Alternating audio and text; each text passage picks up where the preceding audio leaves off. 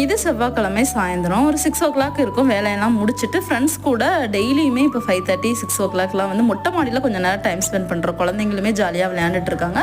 கொஞ்சம் ரிலாக்ஸாக இருக்கிற மாதிரி இருக்குது.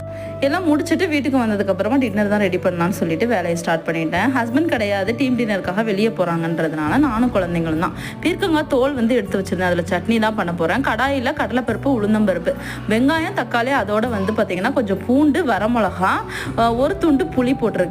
கொஞ்சமாக உப்பு போட்டு நல்லா வதக்கிட்டு அதுக்கப்புறமா பீர்க்கங்காய் தோலையும் அதோட சேர்த்து தோல் வேகிற வரைக்கும் நல்லா வதக்கி எடுத்துக்கோங்க.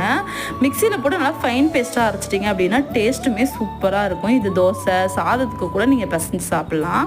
குழந்தைங்களுக்கு எப்படியாவது இதெல்லாம் கொடுத்துடலான்னு சொல்லி கொஞ்சம் கொஞ்சமாக ட்ரை பண்ணிகிட்டு இருக்கேன். இப்போல்லாம் பார்த்தீங்க அப்படின்னா குழந்தைங்க வெரைட்டியாக சாப்பிட்றதுக்கு ஆசைப்படுறாங்க இல்லையா. காலையில் பூரியை சின்ன சின்ன காயின் மாதிரி சுட்டு கொடுத்துருந்தேன். இஷ்டப்பட்டு சாப்பிட்ருந்தாங்க. தோசையுமே அப்போ அந்த மாதிரி கொடுக்கலான்னு சொல்லிட்டு தோசையுமே அப்படி தான் கொடுத்துருந்தேன். நாளைக்கு பார்க்கலாம்.